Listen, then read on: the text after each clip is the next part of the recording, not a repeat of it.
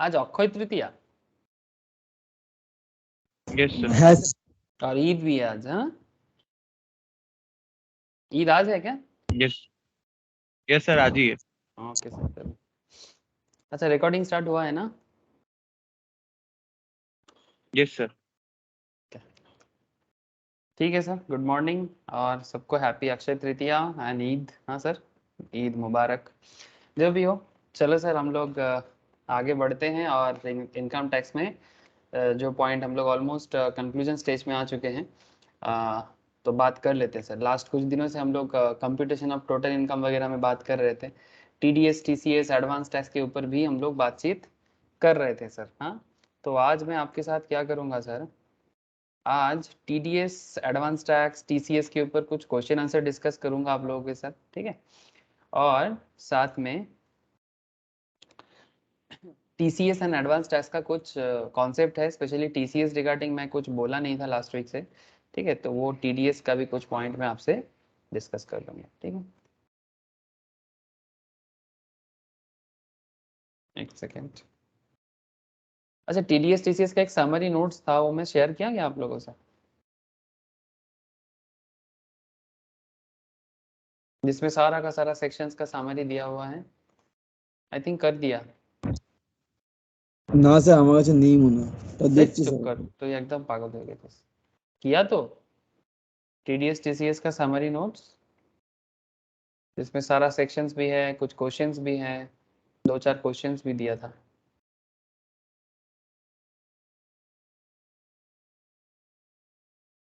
अच्छा ठीक है, अगर नहीं है तो मैं कर दूंगा।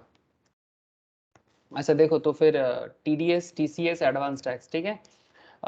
सबसे बड़ी बात, कहाँ पर इसका इस्तेमाल होते हैं, मतलब टीडीएस का यूज़ कैसे करना है, टीसीएस का यूज़ कैसे करना है, या फिर एडवांस टैक्स का कैसे यूज़ करना है, ये तो मैंने दिखा दिया आपको टोटल इनकम कैलकुलेशन करने के टाइम पे। जब हम लोग टोटल इनकम कैलकुलेट करते हैं तो उसी टाइम पे मैंने आपको दिखाया कि एक्चुअली ये एडवांस टैक्स है। TDS is also type of advance tax. Advance tax तो आपको मैंने लास्ट वीक बताया, आज भी थोड़ा बताऊंगा सर। एडवांस टैक्स में डिटेल्स बातचीत करूंगा और टीसीएस के बारे में भी डिस्कस करूंगा। मतलब टीसीएस और टीडीएस में क्या डिफरेंस या मतलब अंतर क्या है, इसके बारे में आपको एक नॉलेज देने का जरूर ट्राई करूंगा sir, TDS and advance tax में। और फिर मैं आपको कैलकुलेशंस बताऊंगा, क्वेश्चन आंसर डिस्कस करूंगा, ठीक है। तो चलो सर, मैं आपको स्क्रीन शेयर करता हूँ, देरी ना करके फटाफट बता देता हूँ। अच्छा, ये पूरा एक एक सेक्शंस मैंने टीडीएस का बताया था लास्ट वीक, मुझे याद है, एक एक सेक्शंस बताया था। तो ये सेक्शन सिर्फ याद रखने से नहीं होगा, आपको सेक्शंस के साथ साथ सेक्शंस का इस्तेमाल भी आपको करना पड़ेगा, ठीक है। तो कैसे इस्तेमाल करना होता है, ठीक है, ये टीडीएस टीसीएस का पूरा समरी नोट्स है। इसमें हर एक सेक्शंस आपको टीडीएस टीसीएस का, एडवांस टैक्स का और टीसीएस का, ठीक है, आपको पूरा का पूरा सेक्शंस मिलेगा। कहाँ यूज होता है, किसके लिए यूज होता है, ठीक है, कौन यूज़ कर सकता है। अगर नोट्स किसी को नहीं मिला बाय चांस मुझे बताइए, मैं शेयर कर दूंगा सर आज, ठीक है। अच्छा, तो चलो सर, मैं आपको एक काम करता हूँ, आपको मैं आज लेके चलता हूँ एडवांस टैक्स के बारे में और टीसीएस के बारे में कुछ डिस्कस कर लेता हूँ, और फिर क्वेश्चन आंसर में भी चलाऊंगा, ठीक है। आज क्वेश्चन आंसर डिस्कस करूंगा सर, वेट कीजिए, फटाफट आते हैं। क्वेश्चन आंसर डिस्कस करेंगे ना तो टीडीएस टीसीएस का जो भी आपको मन में सवाल है वो क्लियर हो जाएगा। अच्छा देखो, अच्छा सबसे पहले तो मैं आपको ये बताऊं sir, advance payment of tax, जिसके बारे में सेक्शन 207 से लेके 219 के अंदर पूरा बात किया गया है, जिसका समरी में मैं लास्ट वीक आपके साथ डिस्कस कर रहा था, है ना। ये रहा, कहाँ रहा, ये था ना advance tax. Advance payment of tax के बारे में मैंने लास्ट वीक ही आपके साथ डिस्कस कर रहा था कि एडवांस पेमेंट किसके लिए एप्लीकेबल है, ठीक है, कौन से सेक्शंस के अंदर एडवांस टैक्स के बारे में बात किया गया है। तो आज मैं आपको एडवांस टैक्स का क्वेश्चंस भी कराऊंगा और एडवांस टैक्स को थोड़ा डिटेल्स में भी जानूंगा, ठीक है। और मैंने लास्ट वीक ये भी आपको बताया था कि एडवांस टैक्स का इंस्टॉलमेंट या ड्यू डेट कैसे कैलकुलेट किया जाता है, या किस तरह से आप एडवांस टैक्स पेमेंट कर सकते हो। सेक्शन 211 के तहत ये इंस्टॉलमेंट ऑफ एडवांस टैक्स होता है, या जिसका टैक्स ऑडिट होता है 44 एडी या 44 एडीए के तहत, ठीक है, उनके लिए भी, मतलब specially corporates and non corporates also, जिनका टैक्स ऑडिट होगा, ठीक है, चार्टर्ड अकाउंटेंट से ऑडिट करवाना पड़ेगा, उन्हें भी एडवांस टैक्स पेमेंट करना पड़ता है। और उनका एडवांस टैक्स पेमेंट करने का 4 सिस्टम है सर, 4 इंस्टॉलमेंट में कर सकते हैं। और कौन से सी इंस्टॉलमेंट में कितना परसेंटेज पेमेंट उनको एडवांस टैक्स पेमेंट करना होता है, ये भी मैंने बताया था। सबसे इंटरेस्टिंग बात क्या है, जब बात एडवांस टैक्स का हो रहा है, आपको एक बात मैं जस्ट याद दिलाना चाहूँगा। नॉर्मली सर हम लोग क्या करते हैं सर, प्रीवियस ईयर में कमाते हैं और असेसमेंट ईयर में क्या करते हैं। देयर इज टू कॉन्सेप्ट ना, एक प्रीवियस ईयर एक assessment year. Previous year is also called, हाँ बोलो सर।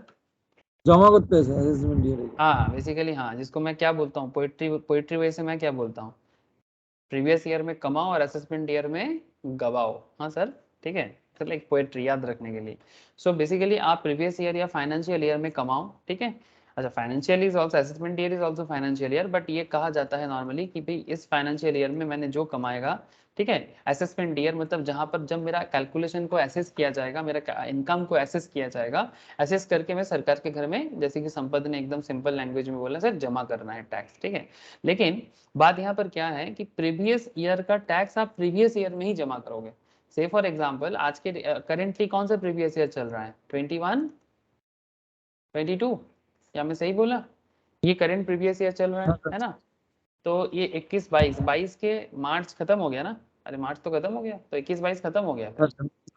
हाँ मतलब प्रीवियस ईयर अभी जस्ट फिनिश हुआ है ना, 31 मार्च खत्म हुआ, अप्रैल स्टार्ट हुआ था, ठीक है। अभी अप्रैल खत्म होके मई स्टार्ट हो गया है सब, ठीक है। तो 21 22 खत्म हो गया, लेकिन अभी 21 22 प्रीवियस ईयर है, तो फिर असेसमेंट ईयर क्या है, 22 23, वेरी गुड सर।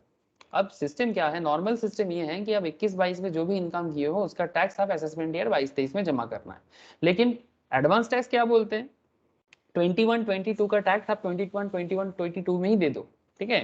इंस्टॉलमेंट दे सकते हो आप, बट 21 22 का टैक्स आप 21 22 में ही जमा करो, तो वो उसको तब कहेंगे एडवांस टैक्स। या फिर आप ऐसे समझ सकते हो, जैसे अभी 22 23 है ना, तो 22 23 अभी क्या है, फाइनेंशियल ईयर स्टार्ट हो गया है, ठीक है। अभी फाइनेंशियल ईयर क्या चल रहा है, 22 23। अब इसका असेसमेंट ईयर क्या होगा, 23 24। अब ऐसे सोचो कि 22 23 में आप जो भी इनकम कर रहे हो, आपको अगर अप्रॉक्स आइडिया लग रहा है तो आप एडवांस टैक्स कर दो, ठीक है। अब एडवांस टैक्स जमा कर दो, और 23 24 में आपका असेसमेंट ईयर है, तो आप क्या करोगे, आपका जो प्रीवियस ईयर ये बनेगा, फाइनेंशियल ईयर जो अभी चल रहा है, यही आपका 23 24 में प्रीवियस ईयर बनेगा, बट आप अपना प्रीवियस ईयर का टैक्स प्रीवियस ईयर में ही जमा कर देते हो, that is called advance tax. In simple यही एडवांस टैक्स है। अब कुछ कैलकुलेशंस के साथ आज देखेंगे, तो और थोड़ा सा क्लैरिटी के साथ आपको समझ में आ जाएगा। तो चलो मैं आपको थोड़ा एडवांस टैक्स का डिटेल्स बता देता हूँ, ताकि क्वेश्चंस भी आपको फटाफट समझ में आ जाए। Liability for payment of advance tax. Tax shall be payable in advance during any financial year in accordance with the provisions. अब एडवांस का क्या मतलब है, आपको मैं समझाया कि आप जिस प्रीवियस ईयर में कमा रहे हो, इनकम कर रहे हो, उसी प्रीवियस ईयर में आप टैक्स जमा कर दीजिएगा, ठीक है। तो प्रोविजन ऑफ सेक्शन 208 एंड 202(19) के अंदर इसका पूरा डिटेल्स डिस्कशन है। इन रिस्पेक्ट ऑफ एन एसएससी's current income, that is total income of the assessee, which would be chargeable to tax for the assessment year immediately following that financial year. Section 207, ठीक है। Under section 208, obligation to pay advance tax arises in every case where the advance tax is payable is 10,000 or more. Point to be noted sir, अगर आपका advance tax 10,000 से ज्यादा होगा तभी आप advance tax पे कीजिएगा, ठीक है। और एडवांस टैक्स पे करना तब मैंडेटरी हो जाएगा। अगर आप एडवांस टैक्स पे करते हो, कोई भी कर सकता है, और किसी किसी के लिए तो जिसका टैक्स ऑडिट वगैरह होता है मैंडेटरी है, ठीक है। सो पॉइंट इज दैट कि अगर आप एडवांस टैक्स पे कर रहे हो, 10,000 से ज्यादा का टैक्स है आपका, तो आप एडवांस टैक्स पे कीजिए, ठीक है। तो अंडर सेक्शन 208 ऑब्लिगेशन टू पे, मतलब ऑब्लिगेशन का मतलब आप समझ ही तो obligation to pay advance tax, sorry sir,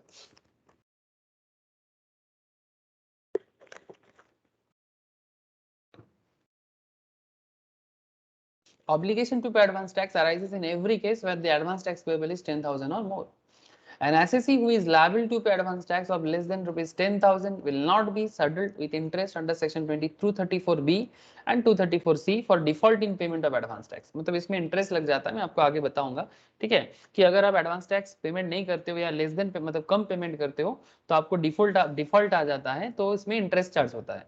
तो अब इंटरेस्ट कैसे कैलकुलेशन होगा, ये बहुत ही एक इंटरेस्टिंग और इंपॉर्टेंट पॉइंट है, ठीक है। तो वेट कीजिए, मैं आपको इंटरेस्ट मतलब इंटरेस्ट कैलकुलेशंस भी दिखाऊंगा।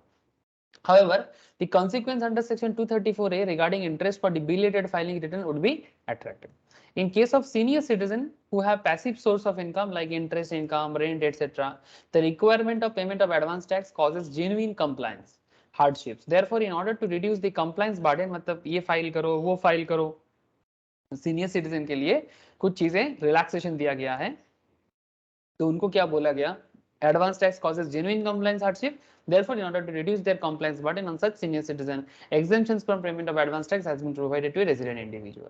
ठीक है, सीनियर सिटीजन के लिए एडवांस टैक्स पेमेंट का जो हार्डशिप है उसको हटाया गया है।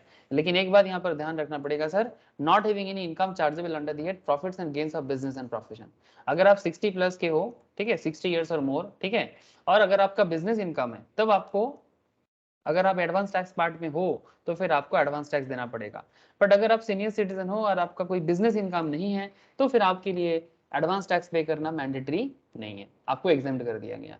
याद रहे ना सर, सीनियर सिटीजन के लिए एडवांस टैक्स पे करना मैंडेटरी तब नहीं है जब उनका बिजनेस इनकम नहीं है। अगर बिजनेस इनकम है तब उनको एडवांस टैक्स देना पड़ेगा, अगर एडवांस टैक्स कैटेगरी में वो आना चाहता है, अदरवाइज नहीं। अच्छा, permanent establishment includes a fixed place of business through which business and enterprise, अच्छा ये देख लेते हैं, through which the business and enterprise wholly or partly carried on the concept is related to provisions. अच्छा ठीक है, ये अभी जरूरी नहीं है, ये अभी जरूरी नहीं है। कंप्यूटेशन ऑफ एडवांस टैक्स, ठीक है, एडवांस टैक्स कंप्यूटेशन कैसे करना होता है और किस तरह से इसका पेमेंट सिस्टम होता है, ये थोड़ा मैं बात कर लूं आपसे। An assessee has estimate his current income, आप एस्टिमेट करो अपना करंट इनकम जो भी है एंड पे एडवांस टैक्स दे रहा हूं, सिंपल है। अब एस्टिमेट कर लो, एस्टिमेटेड वे में ही होता है एडवांस टैक्स, बिकॉज जब तक आपका पूरा ईयर कंप्लीट नहीं होता, प्रीवियस ईयर जैसे मानो क्या चल रहा है 22 21 22 सॉरी 21 22 तो खत्म हो गया, मैं 22 23 मान के चलता हूँ, मानो 22 23 है, 23 24 आपका असेसमेंट ईयर होने वाला है। लेकिन प्रीवियस ईयर में आप कितना कमाओगे अभी 22 23 जब तक कंप्लीट नहीं होगा आपको पता नहीं चलेगा। तो एस्टिमेट वे में ही आप करंट इनकम को देख लो and pay advance tax thereon. He need not submit any estimate to statement of income to the assessing officer, ऐसा कोई जरूर नहीं है, except where he has served with notice by assessing officer. अगर assessing officer notice देते हैं कि आप एस्टिमेट ऑफ स्टेटमेंट बताओ तो देना पड़ेगा, अदरवाइज कोई एस्टिमेट ऑफ स्टेटमेंट देने का जरूरत नहीं है। ठीक है, अगर ऑफिसर मांगता है तो फिर भेजना पड़ेगा। Where an obligation to pay advance tax has arisen, the assessee shall himself compute the advance tax payable on his current income at the rates in force in the financial year and deposit the same whether or not he has been earlier assessed to tax। ठीक है, ये रहा point 2।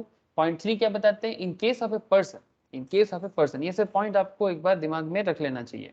In case of a person who has been already assessed by way of a regular assessment in respect of the total income of any previous year, the assessing officer, if he is of the opinion that such person is liable to pay advance tax, may serve an order under section 210 subsection 3 requiring the assessee to pay advance tax. For the purpose, the total income of the latest previous year in respect of which the assessee has been assessed by way of regular assessment or the total income returned by the assessee in any return of income for any subsequent previous year, whichever is higher, shall be taken as the basis of computation of advance tax payable। मतलब जो higher होगा उसको लेके ही advance tax calculations का payable होगा। The above order can be assessed by assessing officer or at the any time during the financial year, but not later than the last date of February। ठीक है, not later than the last date of February. If after sending the above notice but before 1st March of the financial year, but before 1st March of the, एक second, before 1st March of the financial year, the assessee furnishes a return relating to any related previous year or an assessment year, or assessment is completed in respect of a latter return of income, the assessing officer may amend the order for payment of advance tax on the basis of the computation of income so returned or assessed। Don't worry, आपको अभी calculation कराऊंगा ना, आपको हर एक step समझ में आ जाएगा कि क्या चल रहा है। If the assessee feels that his own estimate of advance tax payable would be less than, अगर एसएससी को लगता है, ठीक है, कि उन्होंने जो एडवांस टैक्स को असेस किया, ठीक है, own estimates of advance tax payable would be less than the one sent by assessing officer, he can file estimate of his current income and advance tax payable thereon। ठीक है, ऐसा भी provisions है। Where at the advance tax payable on assessor's estimation, अगर advance tax आप जो payment कर रहे हो वो एस्टिमेशन से अगर higher than the tax computed by assessing officer है, then advance tax shall be paid based on such higher amount. ठीक है, तो हायर अमाउंट पे करो। अगर आपको एसएससी ऑफिसर को लगता है, असेसिंग ऑफिसर को अगर लगता है कि हायर है तो आपको हायर अमाउंट पे करना चाहिए, ना कि lower amount. In all cases, जो भी केसेस हो, in all cases the tax calculated shall be reduced by the amount of tax deducted at source. जो भी कैलकुलेशन होगा टीडीएस का रिड्यूस करके ही होगा, बिकॉज टीडीएस आपका पहले से ही काट लिया गया होगा। ठीक है, no reduction of tax deductible but not deducted while computing advance tax liability। no reduction of tax deductible but not deducted while computing advance tax liability. As per the provision of section 209, the amount of advance tax payable by a person is computed by reducing the amount of income tax which would be deductible at source of the TDS during the financial year from any income which has been taken into account in computing the total income. Some courts have opined that in case where the payer pays any amount, किसी court में case बना है, इनका opinion रहा है, where the payer pays any amount on which tax is deductible at source, ठीक है, without deductions of tax at source, the payee shall not be liable to pay advance tax to the extent tax is deductible from such amount. ये किसी court में ये case ऐसा रहा है.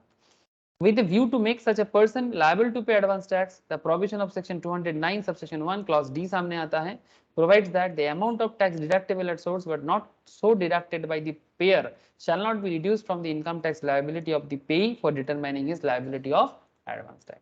मतलब TDS काटना चाहिए या नहीं काटना चाहिए, बेसिकली TDS काट के ही कैलकुलेशंस होना चाहिए, ये कोर्ट केस में बताया गया है. ठीक है सर. इंस्टॉलमेंट के बारे में आपको मैं पहले ही बोला, जो एक बहुत ही इंपॉर्टेंट बात है, जो आपको मैं पहले बोल के रखा था, लास्ट वीक ही बताया था कि इंस्टॉलमेंट का क्या केस है. Instalment of advance tax and due dates, ठीक है. Common advance tax payment schedule for both corporates and non corporate, चाहे आप कॉर्पोरेट्स हो या नॉन कॉर्पोरेट्स हो, other than assessee computing profits on presumptive basis, जो प्रिजम्पशंस पे होते हैं, आपको पता है प्रिजम्पटिव में कौन आता है, ठीक है, under section 44 AD subsection 1 and 44 AD A, ठीक है. तो नॉर्मली जो भी डेट है, डेट के बारे में आपको आइडिया ये है सर, मैं एक बार आपको फिर से रिकॉल करा देता हूं कि क्या डेट के बारे में बोला है. नॉर्मली आपको 15 जून से पहले एक पेमेंट करना है, जो भी आपका टैक्स लायबिलिटी होगा. अगर आपको मैंने इस तरह से समझाया था, से फॉर एग्जांपल आपका 1 लाख का टैक्स लायबिलिटी है, तो कम से कम 15% फर्स्ट इंस्टॉलमेंट में पे करो, 15% से नीचे नहीं, 15 जून के अंदर. फिर आता है आपका 15 सितंबर का डेट, जिसमें आपको 45%, 1 लाख का 45% मतलब और 30% पेमेंट करो, बिकॉज ऑलरेडी आपने 15% दे दिया.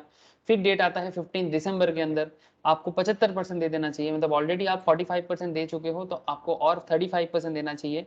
एंड 15 मार्च के अंदर आपको 100% पेमेंट कर देना चाहिए. ठीक है, ये नॉर्मल कॉन्सेप्ट होता है. ठीक है, तो चलो एक काम करते हैं, आपको मैं थोड़ा सा क्वेश्चंस में लेके चलता हूँ. अच्छा, प्रिजम्पटिव बेसिस के बारे में मैं ऑलरेडी जब बीपी पढ़ा था तो प्रिजम्पटिव सिस्टम ऑफ स्कीम में बताया था. अगर किसी ने बीपी का क्लास कंप्लीट से फिर से देखोगे, आपको प्रिजम्पटिव स्कीम समझ में आ जाएगा. प्रिजम्पटिव स्कीम का सिंपल मतलब ये है कि अगर आप अकाउंट्स मेंटेन नहीं करते हो तो गवर्नमेंट आपसे प्रिजम्पटिव सिस्टम से टैक्स कलेक्ट करते हैं एक लमसम अमाउंट पे. सर्टेन अमाउंट 8% 6% का रेट आता है. ठीक है, प्लीज आप वो बीपी का क्लास देखिएगा तो आपको प्रिजम्पटिव सिस्टम पता चल जाएगा. तो advance tax payment by SSC computing profits on presumptive basis 44 AD and section 44 ADA. An eligible SSE opting for computation of profits on gain on business on presumptive basis in respect of eligible business referred to in section 44 AD subsection 1 or computation of profit or gains of professions or presumptive basis in respect of eligible profession referred to in section 44 ADA shall be required to pay advance tax of the whole amount in one installment on or before 15th March.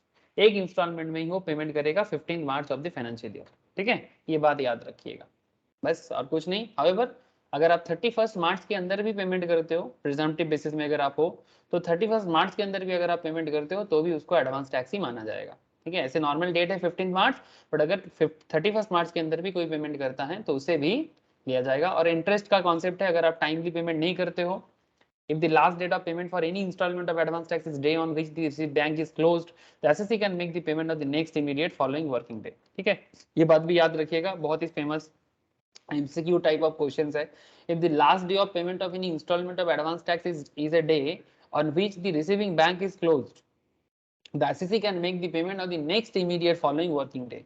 And in such cases, the interest leviable under section 234B 234C would not be charged. ठीक है, मतलब अगर last date जो है वो अगर bank close day है तो फिर नेक्स्ट दिन अगर पेमेंट आप करोगे तो उसमें इंटरेस्ट चार्ज नहीं किया जाएगा एज पर 234B 234C के तहत.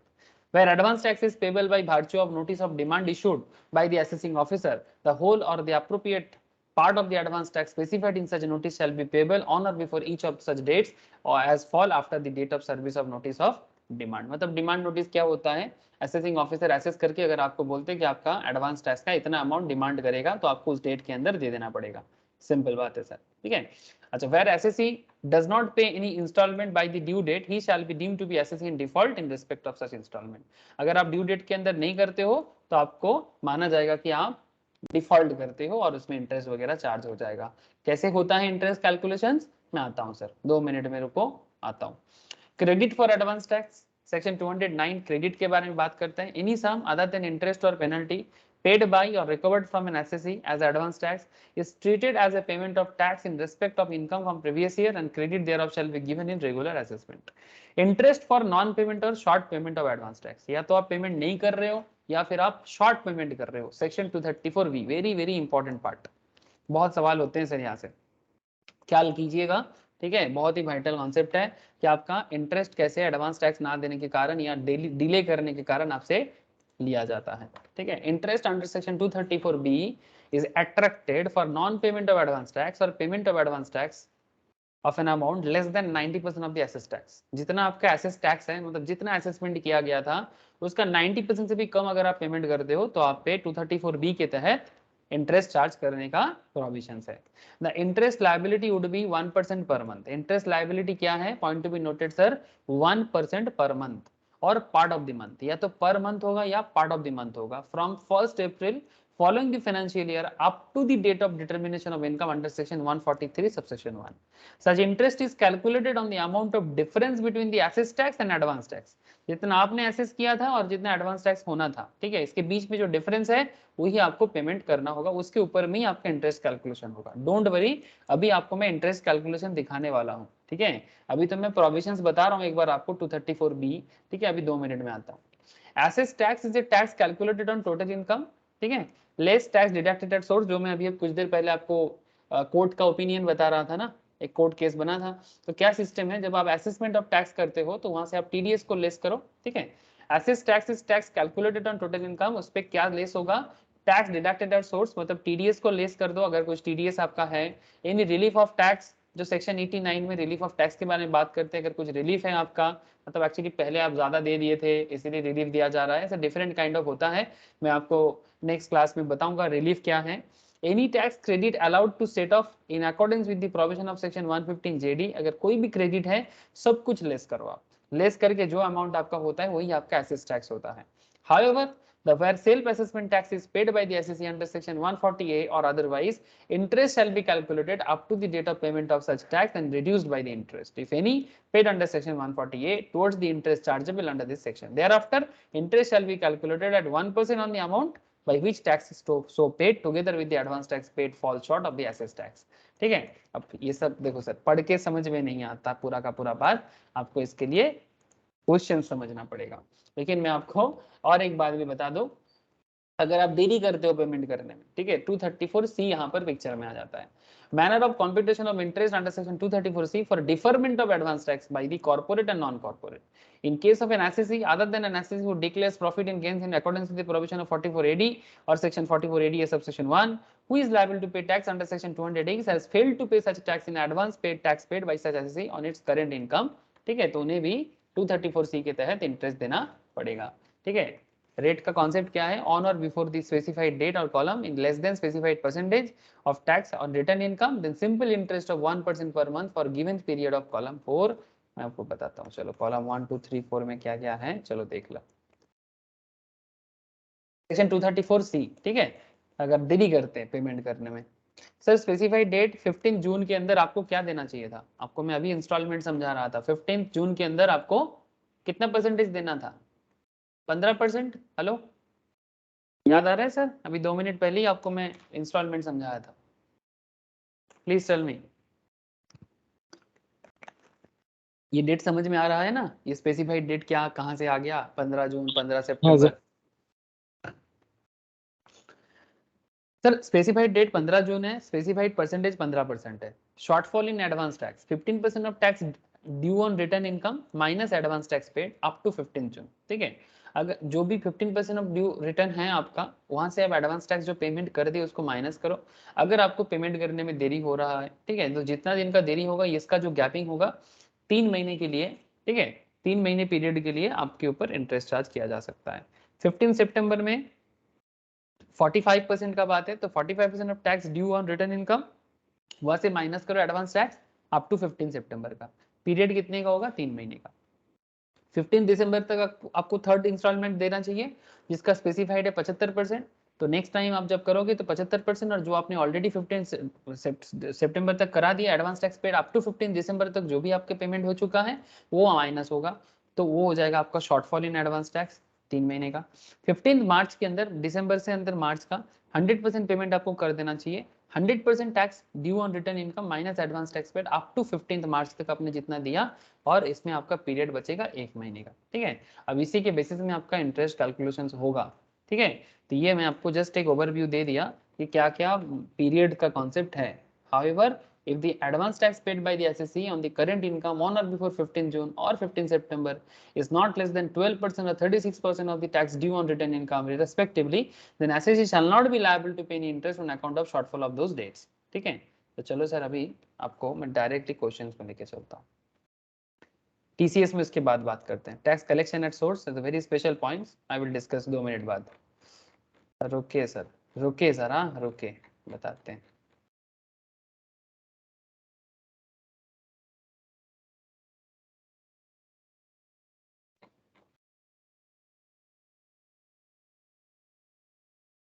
क्या आपको ये वाला क्वेश्चन दिखाई दे रहा है? मिस्टर जय, हाँ सर। बोलो सर। ओके सर, सबको दिख रहा है ना? ये क्वेश्चंस करो सर मेरे साथ, आपको एडवांस टैक्स का आइडिया लग जाएगा। ठीक है, इंटरेस्ट कैलकुलेशंस का आइडिया भी लग जाएगा। Mister J having total income 8,70,000। Mister J का टोटल इनकम कितना दिया सर? 8,70,000 का। Did not pay any advance tax, इन्होंने कोई एडवांस टैक्स पेमेंट नहीं किया। ठीक है, मतलब did not pay any advance tax during the previous year 21-22। He wishes to pay the whole of the tax along with interest if any अगर लगेगा on filing the return in the month of July 2022. What is the total tax which Mr. J has to deposit as self-assessment tax along with interest if he files the return on 9th of July 2022? Assume that he does not exercise the option of under section 115 BSE। ठीक है, मतलब जो आपको पता है 115 BSE क्या है, जिसमें आपको स्पेशल काइंड ऑफ मतलब डिस्काउंट रेट के साथ टैक्स पेमेंट करने का मौका मिलता है, वो वाला आप ऑप्ट नहीं कर रहे हैं यहाँ पर। ठीक है, मिस्टर जे 115 BSE के साथ नहीं है, तो आप इसको इग्नोर करो, भूल जाओ। ठीक है, अभी के लिए भूल जाओ। जब जरूरत पड़ेगा आपको, मैंने टोटल इनकम कराने के टाइम पे दिखाया कि 115 BSE को आप याद जरूर करोगे, जहां पर आपको कोई मेंशन नहीं करेगा। अगर मेंशन करे नहीं करेगा, ठीक है, तो फिर आप 115 BSE जरूर यूज कर सकते हो कि भाई जिसमें अगर आपको टैक्स लायबिलिटी कम हो तो वो ज्यादा ऑथेंटिक आंसर माना जाता है। ये 115 BSE का यूज करके अगर आप क्लाइंट का टैक्स लायबिलिटी कम करा सकते हो तो फिर आप जरूर 115 BSE यूज करें। बट अगर क्वेश्चन मेंशन कर देता है कि इसमें 115 BSE ऑप्ट नहीं किया है, फिर आपको दिमाग नहीं लगाना है, क्वेश्चन बड़ा है। ठीक है, आपका दिमाग से भी क्वेश्चन बड़ा होता है। अगर क्वेश्चन ने मेंशन कर दिया 115 BSE नहीं है, तो फिर आपका दिमाग छोटा पड़ जाएगा, मतलब आपके दिमाग में कोई लोड देने की जरूरत नहीं है। नहीं 115 BSE में कम होता, मैं 115 BSE लेता, ये सब दिमाग में बिल्कुल मत रहना। क्वेश्चन ने बोल दिया ना इग्नोर तो इग्नोर। ठीक है, अगर क्वेश्चन नहीं बोलता तब आप अपना दिमाग लगाते, वो अलग बात। अच्छा चलो, तो मिस्टर जे ने ऐसा ऐसा एडवांस टैक्स नहीं किया, तो अब इनको टैक्स देना है। ठीक है, तो क्या इनको इंटरेस्ट देना होगा? ये कुछ सवाल आपके सामने है। ठीक है, तो सबसे पहले बात आपको पता है सर, ये आपको पता है एडवांस टैक्स का क्या प्रोविजन है। Obligation to pay advance tax arises in every case where the advance tax payable is ₹10,000 और मोर, है ना। अगर एडवांस टैक्स पेबल 10,000 या उससे ज्यादा है तो उसका लायबिलिटी अराइज हो सकता है। As a consequence of such failure, अगर आप ये पेमेंट नहीं करते हो, एसएससी में charge with interest under section 234B and 234C। ठीक है, in the given case Mr. J did not deposit any amount of advance tax during the previous year, he will need to pay the total tax due on his income along with interest for default in payment of advance tax under section 234B and interest for deferment of advance tax। दो concept है यहाँ पर। ठीक है, एक payment नहीं किया, default in payment of advance tax 234B के तहत, और दूसरा interest for deferment of advance tax that is 234C। ठीक है, तो आपको याद रहना चाहिए 234B क्या है? Default in payment of advance tax, and 234C क्या है?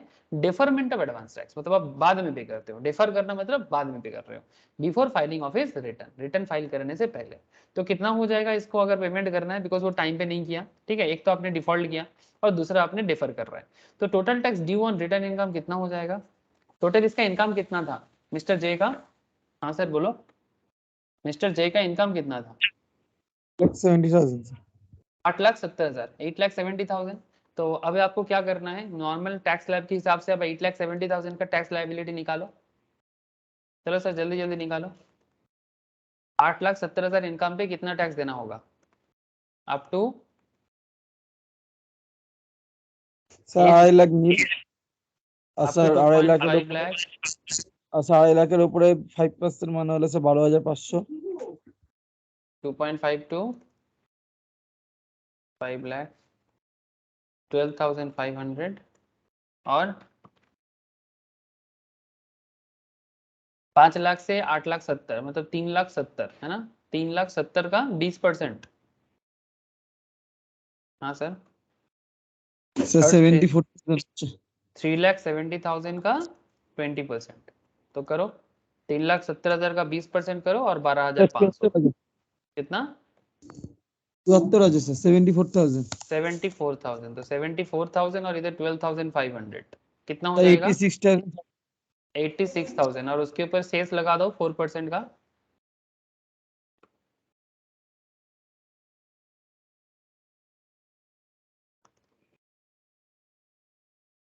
স্যার 3,460 টাকা। ओके टोटल करो। টোটাল হচ্ছে স্যার 89,960। सबका आया? सिर्फ संपत का ही आवाज आ रहा है। मैं सबको पूछ रहा हूँ कि आप लोगों ने 89,960 कैलकुलेट कर लिया? Okay sir. तो 89,960 आपका टैक्स लायबिलिटी होता है, ठीक है, नॉर्मल जैसे टैक्स लाइब आपको पता है। और ये चीज भी आपने देख लिया कि आप 115 बीएससी ऑप्ट नहीं कर सकते, ठीक है। अब देखना है कि 234 बी आप पे लगता है कि नहीं। हाँ सर, मिस्टर जय डिफॉल्ट तो किया है, तो 234 बी का क्या यूज होगा यहाँ पर, ये आपको समझना होगा इंटरेस्ट के लिए। Sir interest under section 234 B is attracted कब? when assessee who is liable to pay advance tax has failed to pay such tax, or where the advance tax paid by the assessee is less than 90% of the assessed tax. Since Mr. J did not pay any amount as advance tax और वो अभी देना चाहता है, interest under section 234B at 1% per month or part of the month will be levied beginning from 1st April of the following year, that is 1/4/2022 till the time he deposits the whole tax under self assessment. 1st April of the following year उससे लेके जब तक वो पूरा amount clear नहीं कर देता self assessment से, वो पूरा अमाउंट चार्ज होगा। तो कितना कितना इंटरेस्ट चार्ज हो जाएगा? बोलो सर 234 बी का कैलकुलेशन बोलो। 89,900 उनको पेमेंट करना है ना। ऐसे तो टैक्स लाइबिलिटी है उनका 89,900 जो आपने देख लिया।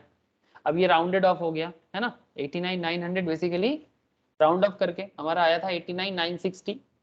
89,960 आया था, हम इसको नियरेस्ट 10 मल्टीपल्स ऑफ 10 पे हमने कन्वर्ट कर दिए, तो 89,900 हो गया, ठीक है। अब 89,900 आपका नियरेस्ट राउंडेड ऑफ है, नियरेस्ट 100 इग्नोरिंग फ्रैक्शंस, ठीक है। अब बात यह है कि इसका 1% कितना हो जाएगा? 89,900 का 1% प्लीज कीजिए ना। স্যার 899 कितना? 899 899 899। इसको 4 महीने के लिए जोड़ो, 1 अप्रैल टू 29 जुलाई। 3596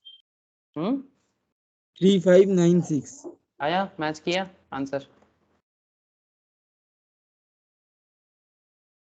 मैच कर रही है ना। ये आपको हाँ इंटरेस्ट भरना होगा बिकॉज आपने liable to pay advance tax and has failed to pay such tax, ठीक है। समझ में आ गया 234 बी? प्लीज टेल मी। इसलिए मैं आपको प्रोविजंस पढ़ाने के टाइम पे उतना दिमाग नहीं लगाता, बिकॉज प्रोविजंस के अंदर आपको मैं समझा नहीं पाऊंगा, क्वेश्चंस करा के ही आपको मैं समझा पाऊंगा। लेकिन प्रोविजंस रीड करने का आदत आपको भी लेना पड़ेगा, है ना। प्रोविजंस रीड जरूर कीजिएगा सर, बिकॉज प्रोविजंस के अंदर ही पता चलता है कि क्या बोला है, और उसके हिसाब से ही इनकम टैक्स या कोई भी टैक्स कॉन्सेप्ट आप जब भी देखते हो उसी हिसाब से सॉल्व होता है, ठीक है। मतलब बहुत बार ना मैं देखता हूँ स्टूडेंट ना पागल की तरह ढूंढते हैं ये ऐसा क्यों हुआ। मैं बहुत बार देखा सर। तो क्या होता है, स्टूडेंट को लगता है अरे भाई इसको 1% क्यों कर दिया, इसको 4 मंथ क्यों कर दिया। अरे भाई 1% प्रोविजंस में बोला है, आप प्रोविजंस को समझो, कैलकुलेशंस में कुछ नहीं है। आपको प्रोविजंस पढ़ना होगा, उसको याद रखना होगा।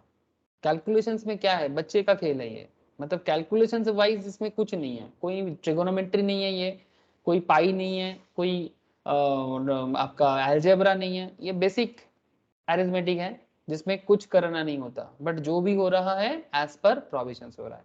तो आपको ज्यादा से ज्यादा मेहनत प्रोविजंस पे देना है, तो ऑटोमेटिकली आपका आंसर सही आएगा। ये चीज मैं बार बार बोलूंगा, ठीक है।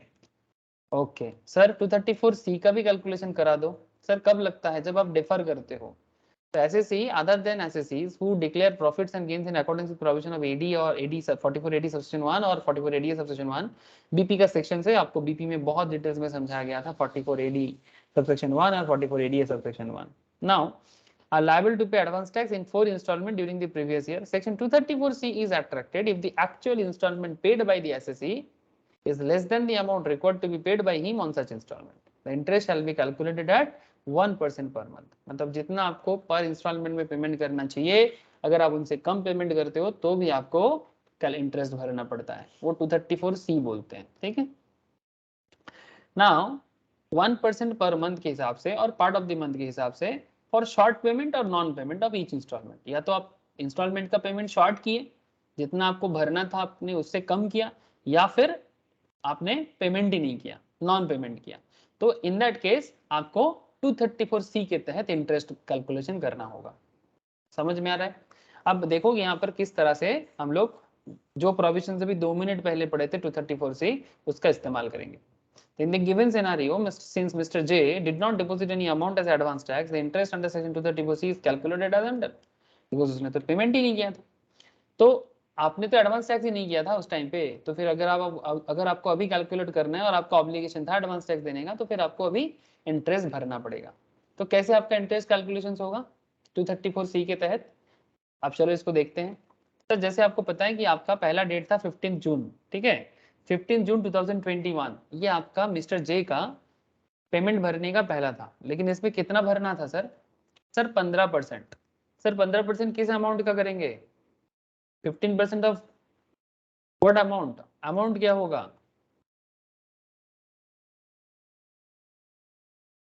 किसका 15% करेंगे? बोलो सर। ये ना 89,900 ना, अब लोग अभी अभी कैलकुलेट किए 2 मिनट पहले। तो 89,900 का 15% कितना होता है? देखो ना, बताओ ना सर।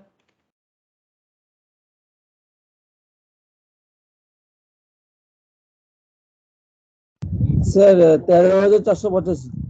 सर मल्टीपल ऑफ 100 में कन्वर्ट कर लो, नियरेस्ट मल्टीपल ऑफ 100 में कन्वर्ट कर दो, ठीक है। तो ये कितना हो जाएगा? 13,400, है ना। तब नियरेस्ट मल्टीपल ऑफ 100 में कन्वर्ट कर दो। सर नेक्स्ट आता है आपका 45%, जो आपको 15 सितंबर के अंदर पेमेंट करना चाहिए। तो 89,900 का 45% कितना होता है? सर 40,455। 40,455, नियरेस्ट 100 में मतलब 40,400, ठीक है। सिमिलरली 75%, 89,900 का 75% 15 दिसंबर के अंदर आपको पेमेंट करना चाहिए था 2021 में, बट आपने नहीं किया। तो 67,425। तो फिर 400 के आस मतलब 100 में आ लो, मतलब मल्टीपल्स ऑफ 100 में। एंड 15 मार्च 2022 के अंदर आपको 100% पेमेंट करना चाहिए था, दैट इज 89,900। ओके, यहाँ तक क्लियर है। अब आपको इंटरेस्ट कैलकुलेशन करना होगा, बिकॉज आपने तो पेमेंट ही नहीं किया था, नॉन पेमेंट है आपका, ठीक है। नॉन पेमेंट या लेस पेमेंट, ठीक है। अगर आप 15% से कम करते तो जितना कम करते उतना आपका होता। यहाँ पर पूरा का पूरा अमाउंट ही नहीं किए तो पूरा अमाउंट पे आ जाएगा, लेकिन कितने पीरियड के लिए आएगा सर? क्वार्टर के हिसाब से है यहाँ पर बेसिकली, ठीक है। तो 15 जून तक आपका पीरियड जो है 3 महीने का, ठीक है। 15 जून तक का पीरियड है आपका 3 मंथ्स का, फिर next period is also for 3 months का, फिर और उसके बाद वाला पीरियड भी 3 मंथ्स का, और लास्ट पीरियड जो है उसमें 1 मंथ का आएगा। मतलब जो मार्च का है वो सिर्फ 1 मंथ का होगा, ठीक है। तो आपका कैलकुलेशन होगा 13,400 का 1% 3 महीने के लिए, 40,400 1% 3 महीने के लिए, 67,400 ऑफ 1% 3 मंथ्स के लिए, 89,900 1% 1 मंथ के लिए। Please calculate sir. Sir very yes निकला sir 402 12 2022 899। Please tell me sir, किसी को अगर कोई डाउट है तो पूछ लो सर।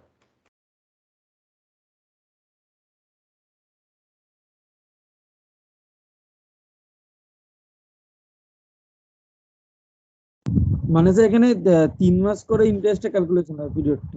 यस सर 3 मंथ करके आपका इंटरेस्ट कैलकुलेशन होगा।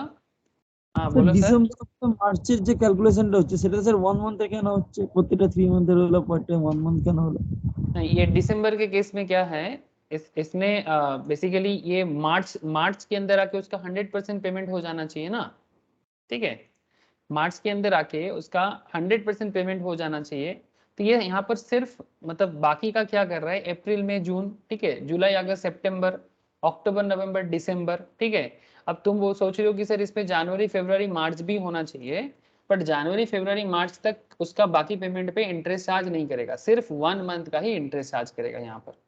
यहाँ पर सिर्फ 1 मंथ का, जैसे कि जो आपका मार्च के अंदर उसका पूरा पेमेंट क्लियर हो जाएगा ना, तो सिर्फ मार्च के लिए जो टाइम फ्रेम बाकी था सिर्फ उसी फ्रेम के लिए आपका चार्ज करेगा, दैट इज 89,900 पे सिर्फ 1% ऑफ 1 मंथ का करेगा, ठीक है। ये यही चीज को मैं आपको यहाँ पर समझा रहा था प्रोविजंस पे। मतलब आपका जो बाकी अमाउंट है उसके ऊपर होता है। जस्ट अ सेकेंड, यही कॉन्सेप्ट मैं आपको कुछ देर पहले यहाँ पर समझा रहा था। ये देखो,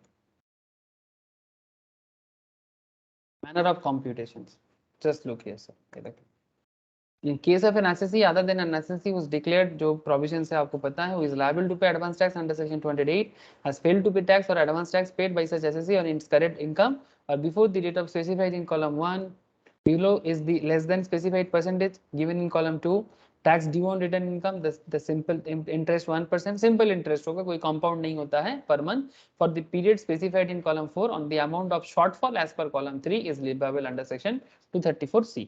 अब देख यहाँ पर किस किस तरह से मैं तुमको समझाया था तुम लोगों को, ठीक है। 15 जून तक तुम्हारा क्या रूल्स है, अप टू 15 जून तक तुम्हारा क्या रूल्स है, 15% तुम्हें पेमेंट करना चाहिए। लेकिन शॉर्टफॉल अगर होगा तो कैसे काउंट होगा, जितना आपका टोटल टैक्स है, जैसे हमारे केस में 89,900 था, तो 89,900 का 15%, ठीक है, of the tax due on return income. अब जितना तुमने 15 जून तक क्लियर किया, अगर तुम इससे कम किए, से फॉर एग्जांपल तुमको पेमेंट कर देना चाहिए था 13,400, बट तुमने पेमेंट किया था 12,000, से फॉर एग्जांपल, अब 1,400 तुम्हारा बाकी था, तो तुम्हारा पीरियड काउंट होगा 3 मंथ्स का, ठीक है। ये सिस्टम है, ये एज पर दिस प्रोविजंस ये कॉन्सेप्ट पूरा काम करेगा। सेकेंड इज 15 सितंबर के अंदर आपको 45% कर देना चाहिए था, 15 सितंबर तक तुम्हें 45% कर देना चाहिए था। अगेन तुम्हारा 89,900 का 45% जितना होता है, अगर नहीं मतलब जितना होता है उतना तो तुम करो, कितना होता है इसे तुम लोगों ने कैलकुलेट किया, प्लीज मुझे बताओ एक बार। 89,900 का 45%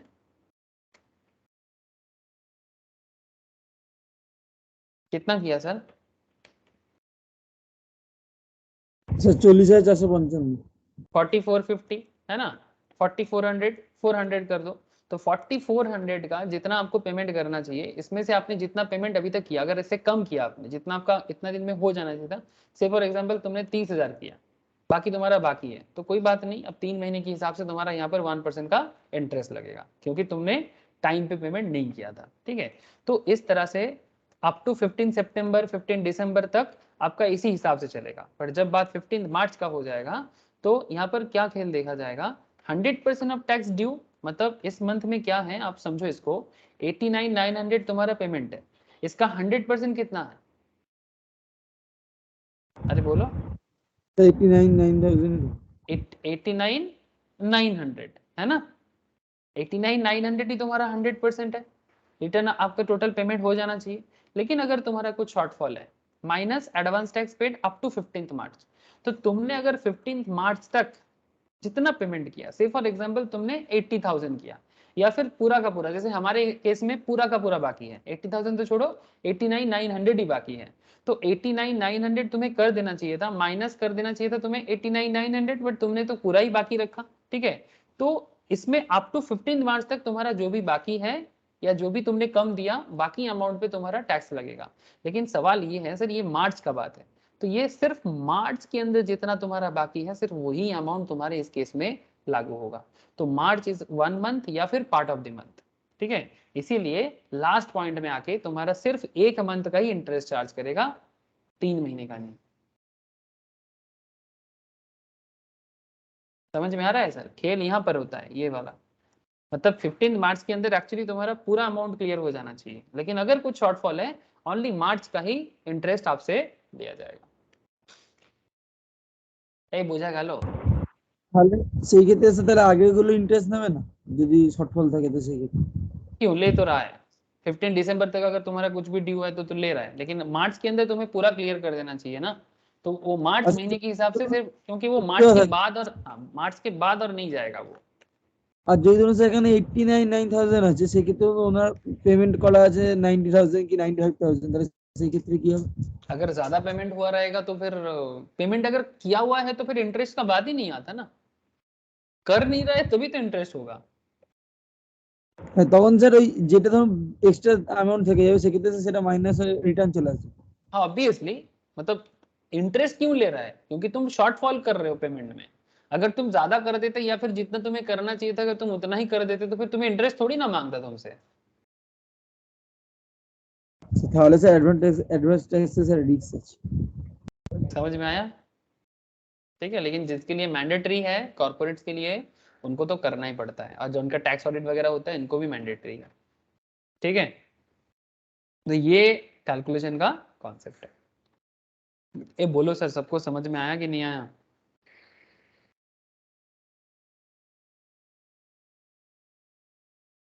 लो बोलो सर, क्लियर हुआ 234C? है सर। हाँ सर। ठीक है, तो 4535 टोटल करके इसका इंटरेस्ट हो जा रहा है। पेमेंट करना था 89,900, उससे और ऐड कर दो 4535, टोटल पेमेंट करना है 98 मोस्ट प्रोबेबली 091, यही हो रहा है ना? देखो ना एक बार, मतलब जुलाई के अंदर उस अपना रिटर्न फाइल कर रहा है, ठीक है, टैक्स भी देगा इंटरेस्ट भी देगा जुलाई 2022 के अंदर। স্যার 94,000 হচ্ছে তো স্যার, कितना हो रहा है? 94,435 और স্যার এই और 234B भी तो है, 234B में कितना था? बी में कितना था? স্যার ওটা 4,000 কত ছিল না 3,000 কত ছিল স্যার? 3596 3596। হ্যাঁ স্যার এবারে মিলছে। ये आपको पेमेंट करना होगा। बोलो सर, क्लियर हुआ ना? ओके, तो यही कॉन्सेप्ट है सर, इसीलिए मैं बोला था कि आपको आज क्वेश्चन कराऊंगा, तो आपके मन में जो भी सवाल है, थोड़ा सा ट्रिकी एरिया है, आपको थोड़ा सा ध्यान देना चाहिए, ठीक है। 1% का मंथली कैलकुलेशंस को भी ध्यान देना चाहिए। 234B 234C से सवाल पूछ ही लेता है सर, ठीक है। तो केयरफुल रहिएगा, CMA के एग्जाम में भी, CS के एग्जाम में भी, शॉर्ट क्वेश्चंस में, और CA के एग्जाम में तो पूछता ही है, मैं क्या बोलूँ उसके बारे में, ठीक है। अच्छा, नेक्स्ट मैं आपको एक काम करता हूँ सर, TCS के बारे में थोड़ा बात करूँ ना सर? हाँ, टैक्स कलेक्शन एट सोर्स, ठीक है। TCS का क्या खेल है? TDS समझ में आ गया, एडवांस टैक्स समझ में आ गया, ठीक है। एडवांस टैक्स ना देने से क्या होता है ये भी समझ में आ गया, टाइम पे पेमेंट ना करने से, या अगर आप डिफॉल्ट करते हो पेमेंट करने से तो क्या इंटरेस्ट का कॉन्सेप्ट है, दैट इज ऑल्सो आपको समझ में आ गया। अब मैं आपको थोड़ा सा जो TCS के बारे में बात है सर, TCS क्या है, TDS के साथ TCS का डिफरेंस क्या है, ठीक है। और मैं आपको डायरेक्ट टैक्स अथॉरिटी की तरफ से कुछ क्वेश्चन आ रहे हैं, ठीक है, मैं आपको कुछ बताता हूँ। चलो, बहुत ही वाइटल कॉन्सेप्ट है ये भी, क्वेश्चंस के लिए शॉर्ट क्वेश्चंस में भी बहुत सवाल पूछा जाता है कई बार TCS रिगार्डिंग। सो चलो बताते हैं। ओके, सबसे पहले तो आपको समझना होगा टैक्स कलेक्शन एट सोर्स लागू कब होता है, या इसका एप्लीकेबल एरिया क्या है, ठीक है। तो एप्लीकेबिलिटी एंड रेट्स, तो सेल ऑफ सर्टेन गुड्स, अगर आप, ये नॉर्मली सेलर पे लगता है, ठीक है। उस केस में जैसे पेयर पे ही कॉन्सेप्ट था, पेयर क्या करता था, पेई से कलेक्ट कर लेता था, टीडीएस काट के पेमेंट करता था, है ना। टीडीएस के बारे में मैंने आपको लास्ट वीक समझा के रखा। सिमिलरली जब टीसीएस का बात है, टीसीएस मतलब टैक्स कलेक्टेड एट सोर्स, ठीक है।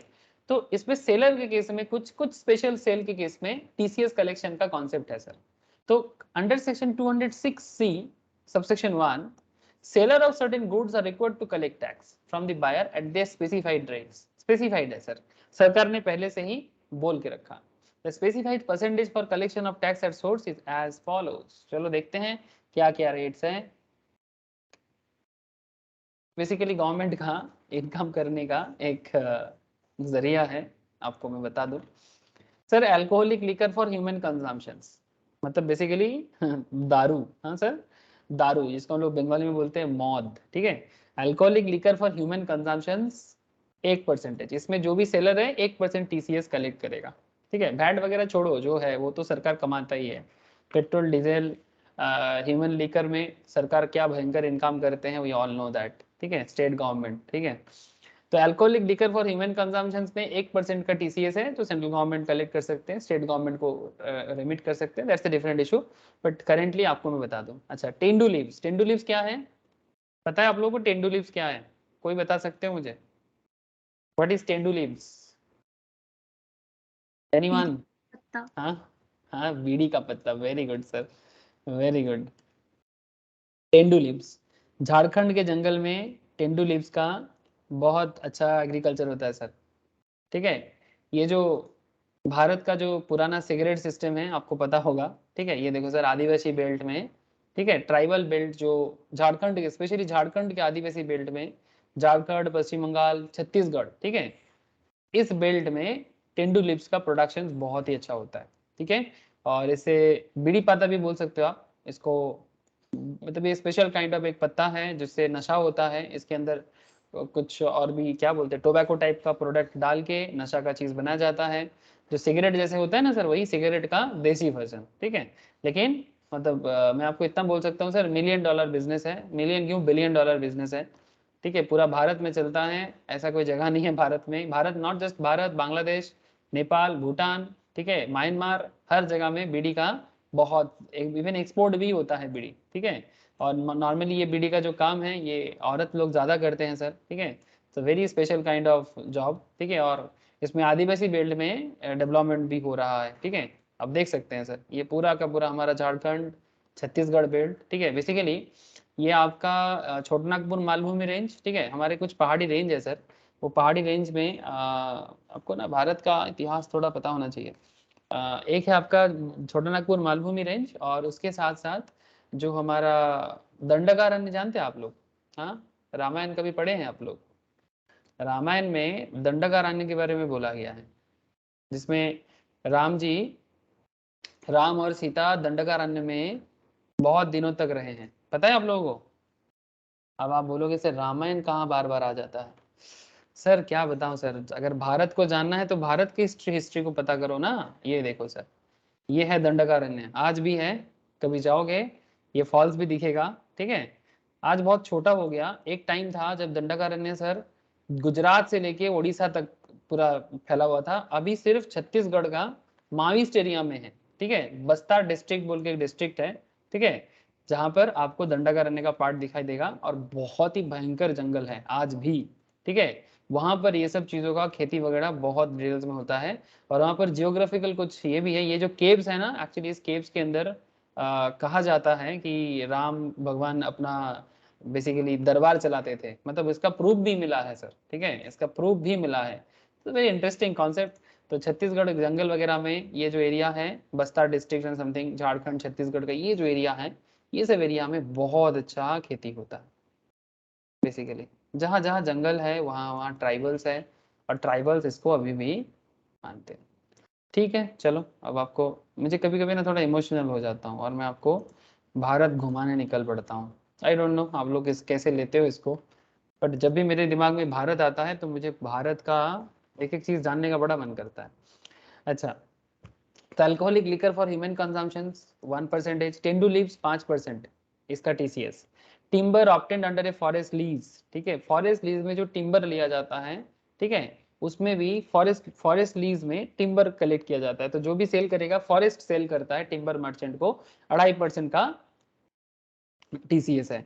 Timber obtained by any mode other than forest lease, इसका भी 2.5% है।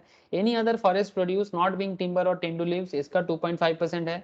स्क्रैप 1%, मिनरल बीइंग कोल और इग्नाइट नहीं लिग्नाइट और आयरन ओर 1%। ठीक है, ये कोयला का मैटर है सर। ठीक है, लिग्नाइट, आयरन ओर ये सब कोयला का मैटर है, आयरन ओर का मैटर है। ठीक है, ये भी झारखंड छत्तीसगढ़ के पहाड़ी से ही मिलता है ना। आयरन ओर का बहुत बड़ा मतलब खान है सर हमारे झारखंड छत्तीसगढ़ के पहाड़ी में। ठीक है, अच्छा, तभी तो टाटा जमशेदपुर में फैक्ट्री लगाया, आयरन ओर जल्दी मिलेगा और ट्राइबल बेल्ट में लेबर भी मिल जाएगा। लीज और license of parking lot, toll plaza और माइन और क्वेरी, यहाँ पर भी टीसीएस कलेक्शन का मैटर है। Section 206 subsection 1C provides for collection of tax by every person who grants a lease or a license or enters into a contract or otherwise transfer any right or interest in any parking lot, यहाँ पर TCS collection होता है। Toll plaza, highway भी चलते चलते कितना toll tax भरना पड़ता है। माइन और क्वेरी, ठीक है, यहाँ पर भी टोल टैक्स का मतलब टीसीएस कलेक्शन का कॉन्सेप्ट है। To another person other than a public sector company for the use of such parking lot or toll plaza or mine or quarry for the purpose of business, the tax shall be collected as provided from the license or lease of any such license, contract or lease for the specified nature at the rate of 2%। ठीक है, तो parking lot, toll plaza, mine quarry, TCS collect कितना करते हैं sir? 2%। Sale of motor vehicle, point to be noted sir, very important point बताने जा रहा हूँ आपको। Sale of motor vehicle value exceeding 10 lakh. ठीक है, अगर आप 10 लाख से ऊपर का कोई मोटर व्हीकल, कार वगैरह, ठीक है, सेल करते हो, ठीक है, तो बेसिकली लग्जरी कार कैटेगरीज में ये कलेक्शन हो जाता है सर।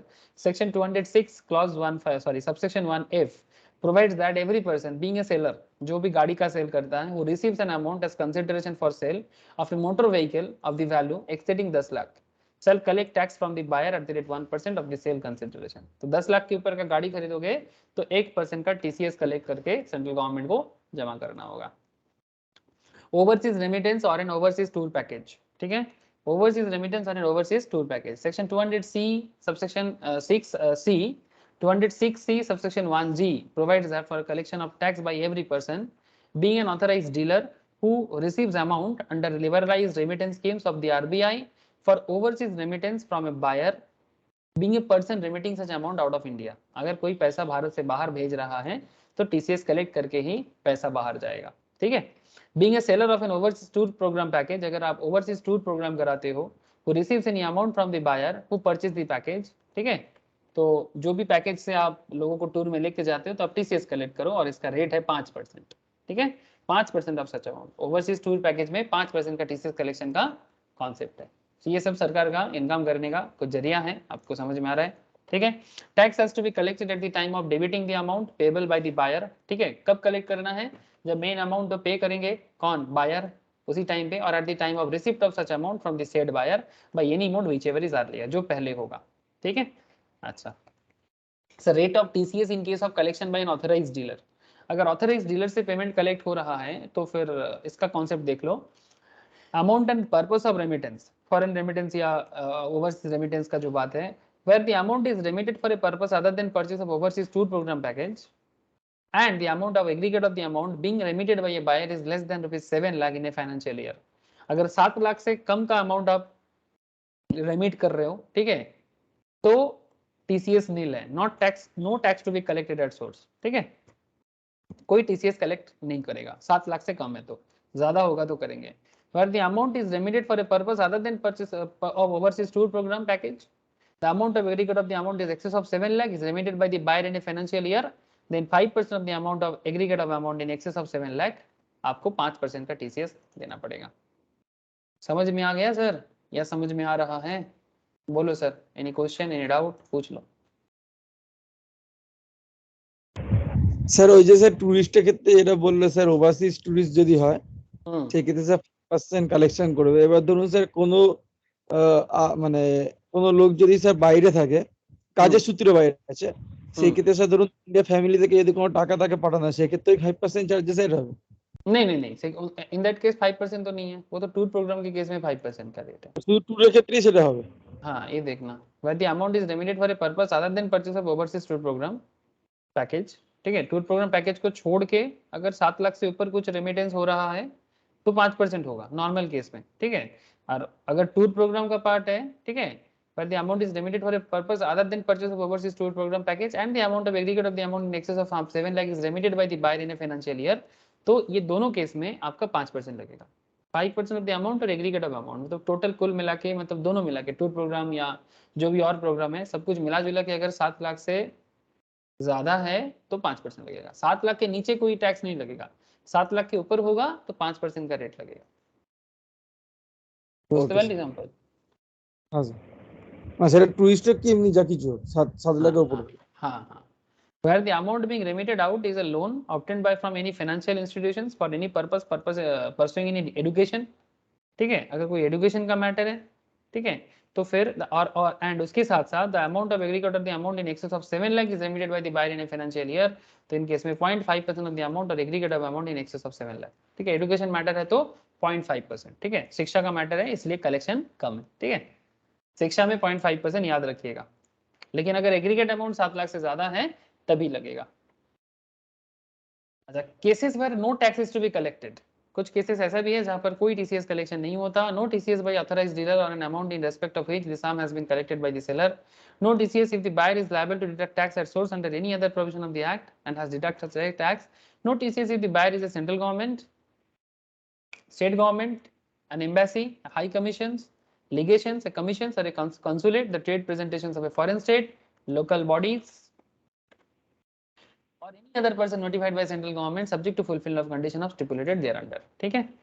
अच्छा, और एक इंटरेस्टिंग फैक्ट सर टीसीएस के बारे में, अगर as per section 206C subsection 1H, tax is so required to be collected by a seller who receives any amount, any consideration as consideration for sale of goods of the value or aggregating of such value exceeding rupees 50 lakh in a previous year, 50 lakh से ज्यादा sale of goods of value exceeding rupees 50 lakh, ठीक है, तो फिर TCS collect होगा। तो tax is to be collected at source 0.1% of under section 200C 6C subsection 1H of the sale of consideration exceeding 50 lakh at the time of receipt of consideration. Tax is however not required to be collected if the buyer is liable to deduct tax at source under any other provisions, अगर किसी और provisions में TDS वगैरह collect हो रहा है on the goods purchased by him from the seller and has deducted such tax, तो अगर किसी दूसरे provisions में कलेक्शन हुआ है TDS का तो फिर यहाँ पर TCS कलेक्शन नहीं होगा। अच्छा सर, इस मैटर में CBDT central board of direct tax, आप लोग इनकम टैक्स का पढ़ाई कर रहे हैं, आपको पता होना चाहिए इनकम टैक्स कौन इशू करता है, सीबीडीटी, है ना। इनकम टैक्स का जो भी प्रोविजंस आप पढ़ाई करते हैं एवरीथिंग, ये सब पावर किसके हाथ में है, सीबीडीटी के पास है। CBDT central board of direct tax. In case of any difficulty arises in giving effect to the provision of section 206C subsection 1G or 1H, the CBDT is empowered to issue guidelines with the approval of central government for the purpose of removing the difficulty, ठीक है। CBDT के पास power है, वो difficulties अगर कहीं पर भी कुछ हो रहा है उसको रिमूव कर सकते हैं, तो full power is on CBDT. Every guideline issued by CBDT shall be laid before each house of the parliament and shall be binding on income tax authorities and on the person liable to collect tax, ठीक है।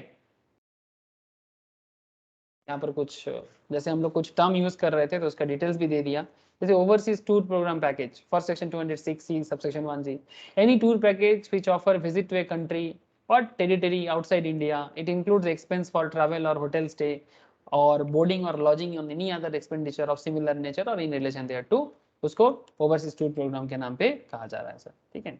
Buyer के मतलब कौन है, who is buyer, जो purchase कर रहा है, इसमें और क्या बात है। A person who purchase any goods but does not include, buyer के अंदर किसको काउंट नहीं किया जाता, सेंट्रल गवर्नमेंट बायर नहीं है, स्टेट गवर्नमेंट बायर नहीं है, एम्बेसी बायर नहीं है, हाई कमीशन बायर नहीं है, लीगेशन कमीशन बायर नहीं है, कंसुलेट बायर नहीं है, trade representation of a foreign state buyer नहीं है, ठीक है, लोकल अथॉरिटी बायर नहीं है। Person importing goods into India or any other person as the central government may by notification in the official gazette specify for this purpose subject to stipulated conditions, इन्हें भी आप buyer नहीं बोल सकते, ठीक है। For section 206C subsection 1, a person who obtains in any sale by way of auction, tender or any other mode goods of the nature specified in the table in point 1 of the right to receive any goods but does not include public sector company, central government, state government, embassy, high commission, same to same फिर से बोला है, ठीक है। यहाँ पर कुछ legal term दिया है, आप एक बार प्लीज देखिएगा। सेलर का मतलब क्या है, a person whose total sales Gross receipts or turnover from the business carried on by him exceeds 10 crore during the financial year immediately preceding the financial year in which sale of goods is carried out. However, the seller does not include person as notified by central government for this purpose. अगर central government किसी को notify कर देता है तो उसको seller नहीं माना जाएगा, subject to stipulated conditions. For section 206C subsection 1, 206C subsection 1, if central government, state government, local authority, corporate, authorized, established under central government, state provisional act, any company, farm, cooperative society, ठीक है. Seller में include और कौन हो सकता है? Individual हो सकते हैं, एचयूएफ भी हो सकते हैं, जिनका gross total turnover from the business 1 crore से ज्यादा है, ठीक है, और प्रोफेशन है तो 50 लाख से ज्यादा है, ठीक है, तो वो कलेक्शन कर सकते हैं. स्क्रैप का मतलब क्या है? आपको पता है स्क्रैप क्या होता है ना?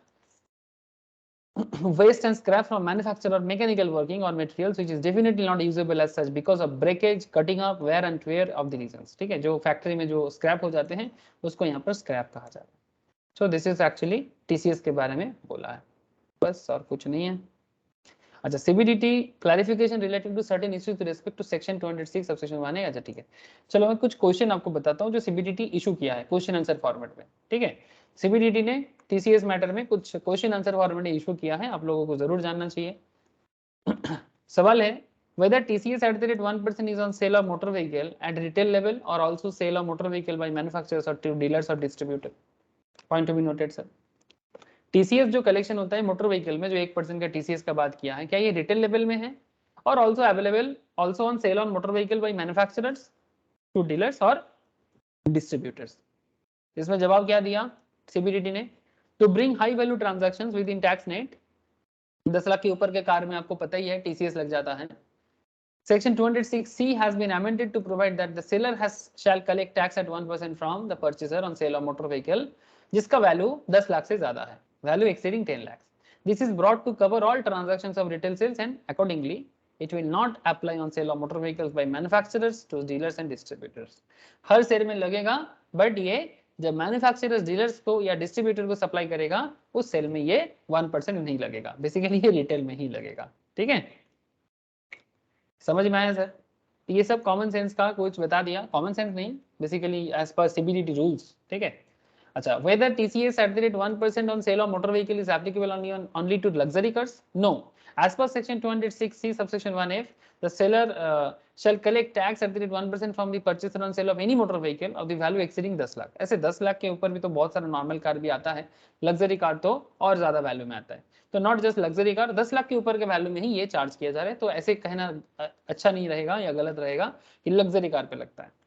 Whether TCS at the rate 1% is applicable in case of sale to government departments, embassies, consulates and United Nations institutions of motor vehicle or any other goods or provision of service?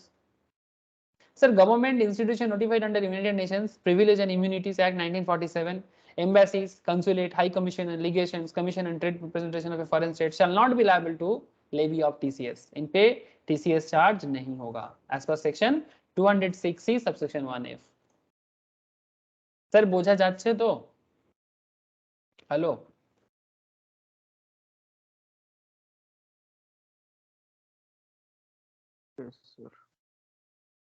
whether TCS is applicable on each sale of motor vehicle or aggregate value of sale? Tax is to be collected at source at the rate 1% on sale consideration of a motor vehicle exceeding 10 lakh. It is applicable to each sale and not to aggregate value. हर sale मतलब एक एक गाड़ी का दाम के ऊपर लगता है, एग्रीगेट गाड़ी के दाम के ऊपर नहीं लगता. ठीक है, मतलब 2 गाड़ी 10 लाख का ऐसा नहीं है. ठीक है, या गाड़ी के साथ कुछ और भी ले रहे हो, ठीक है, तो उसका जोड़ के नहीं, ईच सेल पे जिस गाड़ी का वैल्यू 10 लाख के ऊपर जाएगा उस पे लगेगा. Whether TCS at the rate 1% on sale of motor vehicle is applicable in case of an individual? The definition of seller as given in clause C of explanation below subsection 11 of 200 section C shall be applicable in case of sale of motor vehicle also. ठीक है, how would the provision of TCS on sale of motor vehicle be applicable in a case where part of the payment is made in cash and part in payment in check? Part cash payment, part check payment. The provision of TCS on sale of motor vehicle exceeding rupees 10 lakh is not dependent on mode of payment. Mode of payment कुछ भी हो फर्क नहीं पड़ता. Any sale of motor vehicle exceeding 10 lakh would attract TCS at the rate 1%. Check में करो, cash में करो, doesn't matter. ठीक है sir. Time of collection of tax. The tax should be collected at the time of debiting the amount of payable. मतलब जब basically आप buyer से पेमेंट कलेक्ट करोगे, कौन? सेलर कलेक्ट करेगा. The time of debiting the amount of payable by the buyer or licensee और लेसी, ठीक है, lesser lessee as the case may be to his account or at the time of receipt of such amount from the buyer or licensee or lessee as the case may be, any mode whichever is earlier. In case of sale of a motor vehicle, the value exceeding 10 lakh or sale of goods 50 lakh से ज्यादा other than exported goods and goods mentioned in section 206 subsection 1, tax shall be collected at the time of receipt of such amount under section 206 subsection 1f, 206 subsection 1c, subsection 1 each respectively. TCS कब नहीं लगता इसका मैं already आपको बता दिया, ठीक है, फिर भी आप यहाँ पर एक बार देख लो. No tax collection shall be made under section 206C in the case of a resident buyer if the buyer furnishes to the person responsible for collecting tax or declaring in writing in duplicate in the prescribed form and verifying the prescribed manner to the effect that goods referred to in section 206 subsection 1 are about to be utilized for the purpose of manufacturing, processing or producing articles or things or for the purpose of generation of power and not for trading purpose. अगर power generation के लिए कोई goods का बात है तो उसमें TCS collection नहीं होता है, ठीक है. ट्रेडिंग पर्पस में जो गुड्स है उसमें टीसीएस लग जाता है, ठीक है. तो ये आपको अलग से रिटर्न फाइल करके बताना पड़ेगा.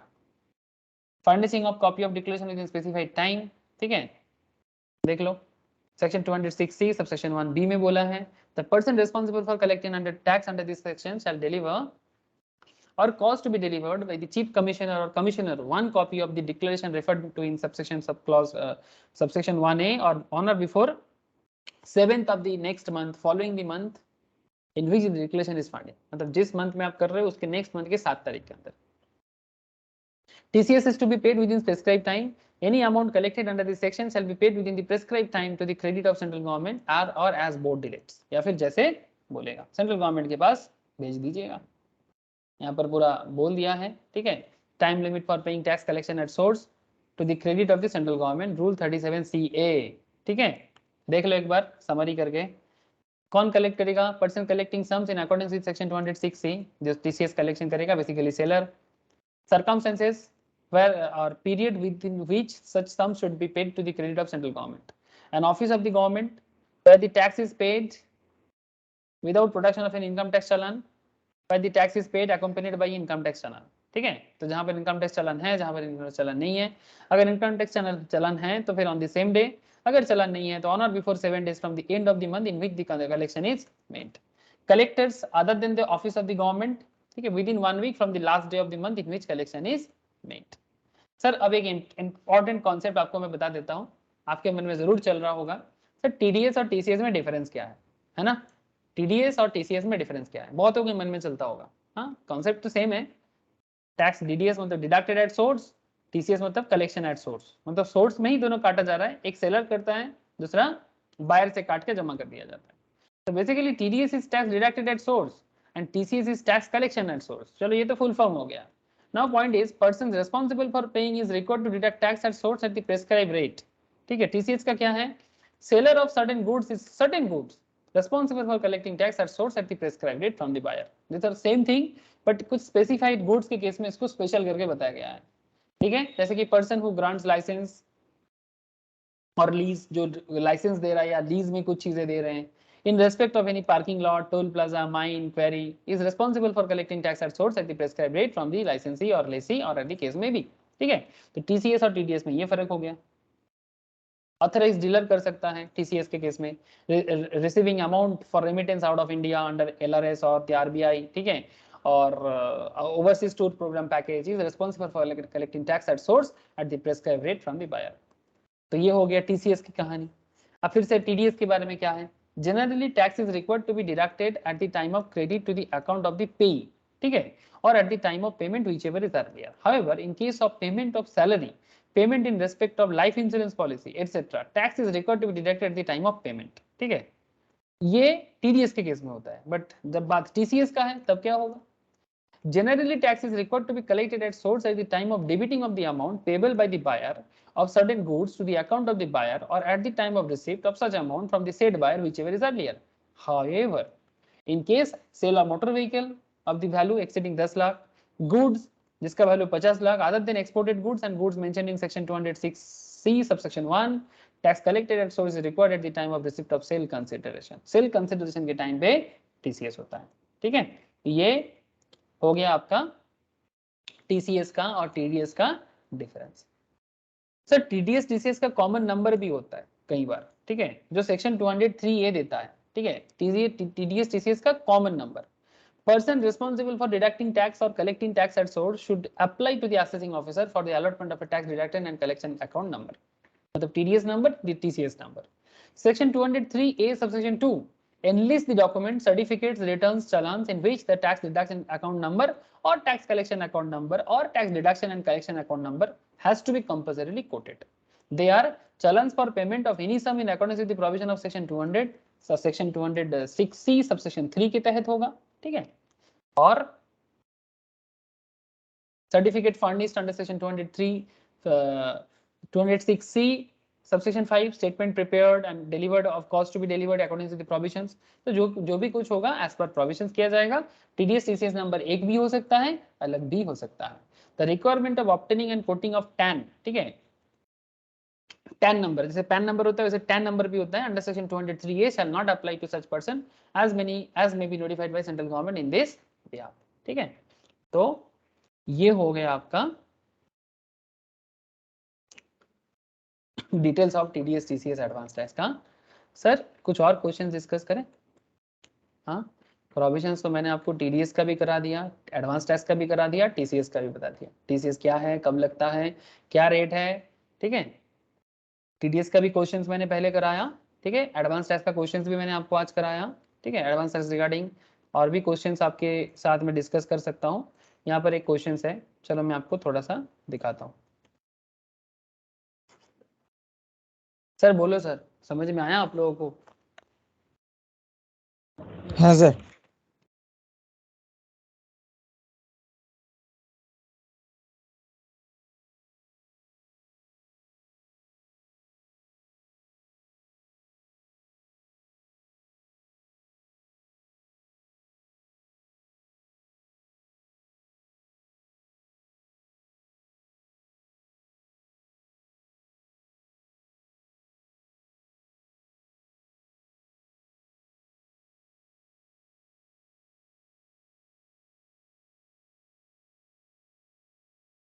अच्छा ये वाला क्वेश्चन करो, ऐसे बहुत सारा क्वेश्चन है, जस्ट मैंने ऐसे ही उठा।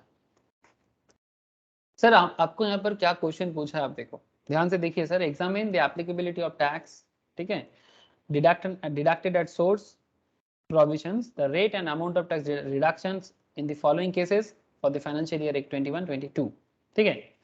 सर आपके सामने कुछ क्वेश्चंस है। Payment of 27,000 made to Jack कलिस।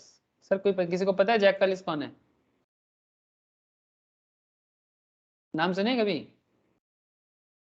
जल्दी बोलो, क्रिकेट कौन देखते हो? Cricketer sir. Yes cricketer. कहाँ का क्रिकेटर, जल्दी बोलो। एक्चुअली बहुत फेमस क्रिकेटर है। क्या करता है, बैट करता है कि बॉल करता है?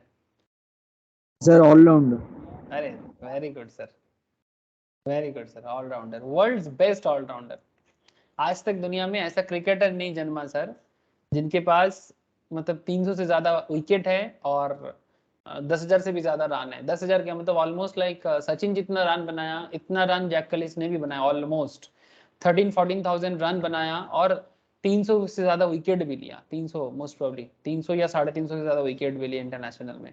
मतलब जेन्युइन प्लेयर, मतलब ऐसा प्लेयर जिस देश में हो, ऐसे भारत के पास ऐसे प्लेयर एक ही थे अभी तक, कपिल देव। ऐसा प्लेयर और दोबारा नहीं जन्मा है भारत में, अभी तक नहीं आया।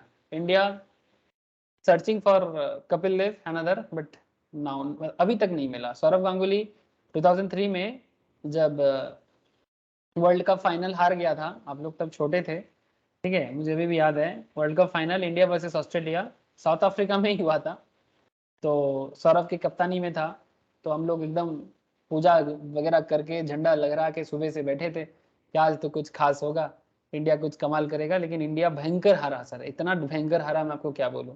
तो लास्ट में सौरव गांगुली बोल रहा है कि आप मुझे एक कपिल देव दे दो, मैं आपको वर्ल्ड कप देता हूँ। ठीक है, सौरभ बोल रहे हैं मेरे को एक कपिल देव दे दो, मैं आपको वर्ल्ड कप दे देता हूँ। मतलब एक कपिल देव इतना इंपॉर्टेंट है कि ऐसा प्लेयर मतलब सर जनरेशन में भी एक नहीं होता, 5 जनरेशन में एक आता है। वैसा ही एक क्रिकेटर है साउथ अफ्रीका में, जैक कलिस, ठीक है। अभी ढूंढने को मिलेगा कपिल देव, जैक कलिस जैसा प्लेयर तो मैग्नीफाइंग ग्लास से भी ढूंढोगे तो मिलेगा नहीं, इतना महान प्लेयर है। ठीक है, तो नाम आ गया तो बता दिया आपको।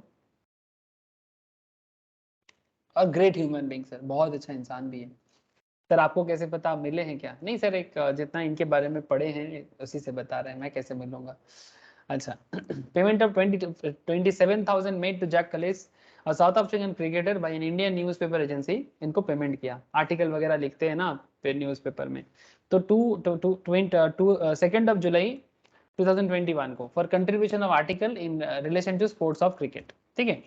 Point 2, payment made by a company to Mr. Ram, subcontractor of rupees 3 lakh with outstanding balance of 1,20,000, show in the books as on 31st March 2022.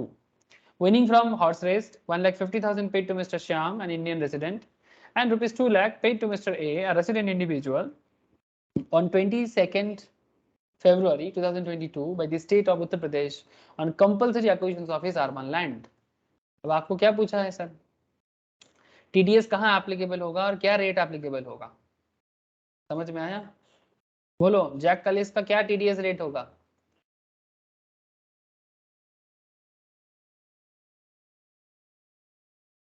Jack कलिस का टीडीएस रेट क्या होगा? कितना टैक्स काटा जाएगा जैक कलिस को पेमेंट करने से पहले?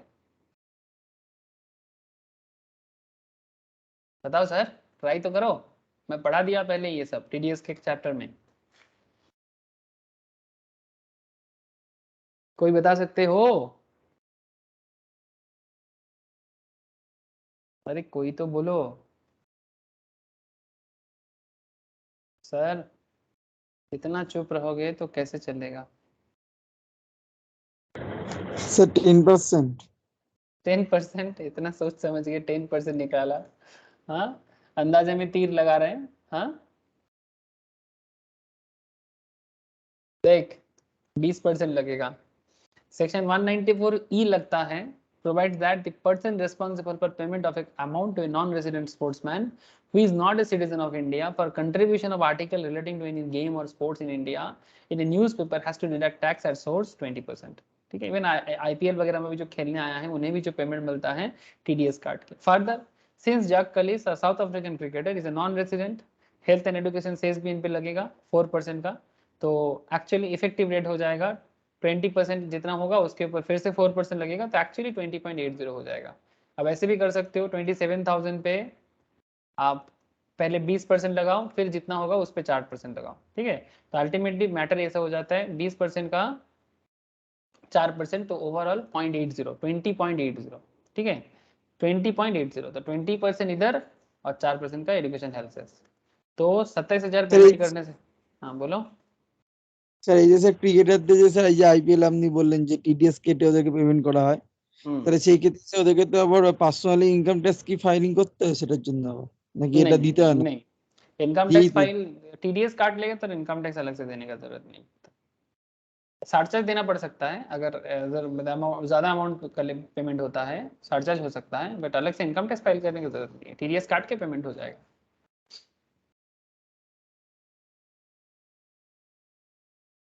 ठीक है,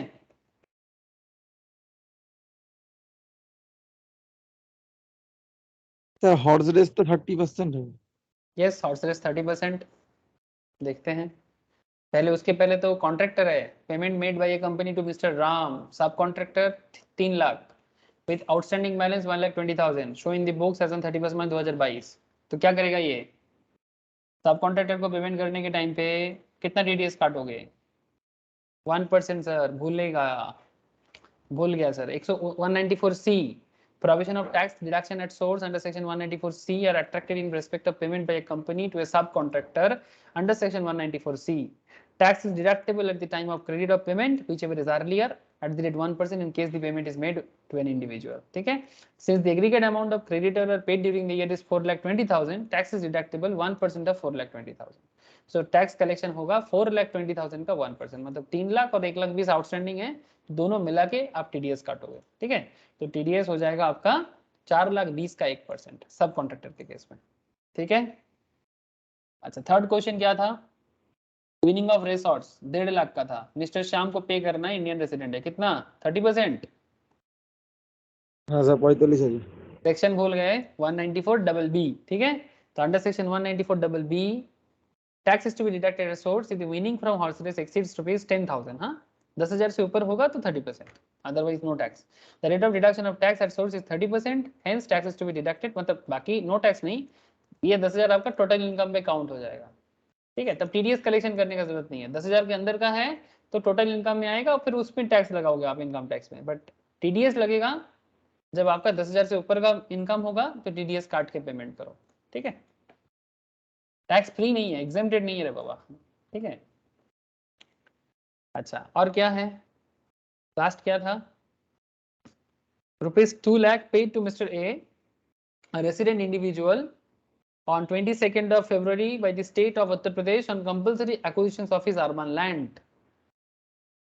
इसमें कितना डीटीएस है, इसमें 194A लगता है. Any person responsible for payment to a resident any sum in the nature of compensation or consideration on account of compulsory acquisitions under any law of any immovable property is required to deduct tax at source if such payment or aggregate amount of such payment to the resident during the financial year exceeds 2,50,000. In the given case, there is no liability to deduct tax at source as the payment made to Mr. A does not exceed 2,50,000. कितना payment किया sir, 2.5 lakh payment हुआ है क्या, 2 लाख हुआ, तो फिर TDS का तो फिर टीडीएस काटा नहीं जाएगा. 2.5 लाख के ऊपर होता तो टीडीएस का.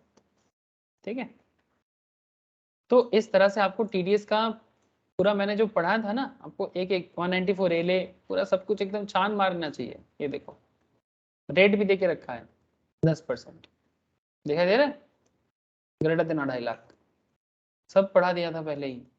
आपको घर में थोड़ा सा गो थ्रू कर लेना चाहिए. ठीक है सर, तो इसी तरह से आपको TDS TCS advance tax related questions को पढ़ना चाहिए, तब जाके आप क्वेश्चंस भी जवाब कर पाओगे और जवाब भी दे पाओगे. सर यहाँ पर 3 क्वेश्चंस हैं, आप लोग घर पे होमवर्क करोगे. हाँ सर, 3 क्वेश्चंस आप लोग जरूर कीजिएगा.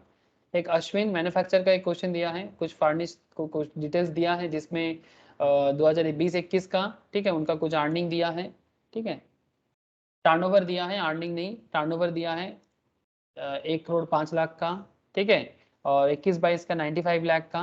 ठीक है, तो आपको यहाँ पर इंटरेस्ट पेड भी दिया है, कॉन्ट्रैक्ट पेमेंट टू राज दिया है, शॉप रेंट पेड दिया है, कमीशन पेड टू बालू. ठीक है, बालू को कमीशन भी पे किया है. ठीक है, आपको पूछा है examine whether tax deducted at source provisions are attracted for the below said expense incurred during the financial year 21-22. ये क्वेश्चन दिया है, आप जरूर एक बार क्वेश्चंस को करने का कोशिश करें. नीचे आंसर्स भी गिवन है with explanation, must go through sir. ठीक है, फिर अनदर क्वेश्चन, ये भी बहुत अच्छा क्वेश्चन दिया है. Compute the amount of tax deducted at source in the following payment made by Mrs. S Limited during the financial year 21-22 as per the provision of Income Tax Act 1961. ठीक है, यहाँ पर अलग अलग पेमेंट है, आपको बताना होगा कि डेट भी दिया है. ठीक है, कुछ कौन से पेमेंट में कितना टीडीएस काटेगा फॉलोइंग पेमेंट्स में, इसका आपको पूछा है, तो आपको एक बार ट्राई जरूर करना चाहिए. ठीक है, payment of 2 lakh to mister R transporter who owns 8 goods carriage throughout the previous year and furnishes a declaration to this effect along with his PAN. बता सकते हो 2 लाख पेमेंट किया आपने ट्रांसपोर्टर को, क्या टीडीएस काटोगे जिनके पास 8 गाड़ी है?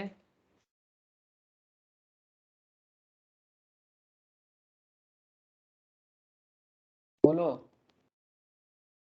2 लाख पेमेंट किया आपने ट्रांसपोर्टर को जिनके पास 8 गाड़ी है, क्या आप टीडीएस काटोगे उनसे? कितना गाड़ी होने से काटोगे? 5. हाँ 5, तो 8 तो ऑलरेडी है, तो अगर 8 गाड़ी है तो 5 गाड़ी में तो काटना ही पड़ेगा. कोई बोलो. सर 10 गाड़ी होने से काटना चाहिए, है ना? कोई बोला क्या? मुझे ऐसा लगा किसी ने बोला. सर ये 194C बोलता है. ठीक है, no tax is required to be deducted at source under section 194C by Messrs. S Limited on payment to transporter. Mr. R, since he satisfies the following conditions, he owns 10 or less goods carriage at any time during the previous year. 10 से ज्यादा होने से TDS काटोगे. He is engaged in the business of plying, hiring or leasing goods carriage. He has furnished a declaration to this effect along with his PAN. ठीक है, तो आपको 194C जाओ, 194C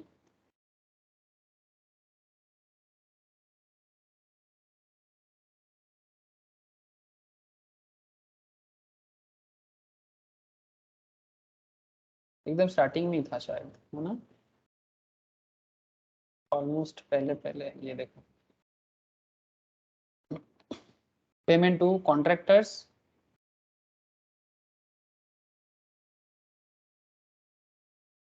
transport contractor, मतलब ये लोग कौन है, ट्रांसपोर्ट कॉन्ट्रैक्टर है।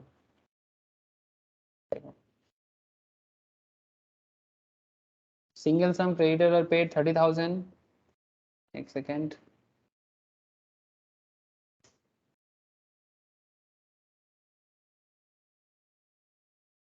पढ़ाया था मैंने आप लोगों को, सारा डिटेल से पढ़ा दिया था। ये तो 194C, सेकेंड,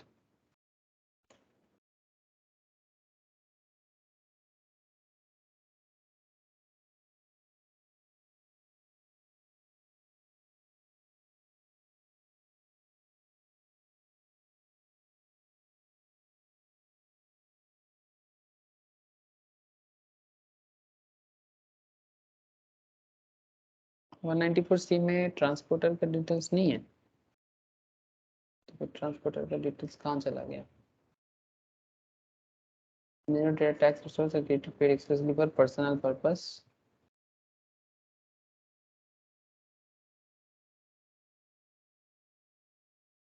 हाँ तो सर यहीं पर तो था, कहाँ चला गया। अच्छा ठीक है, मैं आप लोगों को नोट्स तो आप लोगों के पास है, अगर नहीं है तो मुझे बताना, किसी के पास मिलेगा आपको। सर नहीं सर।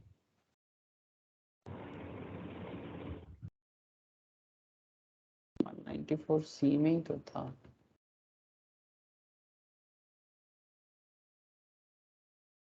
गाड़ी वाले का डिटेल्स,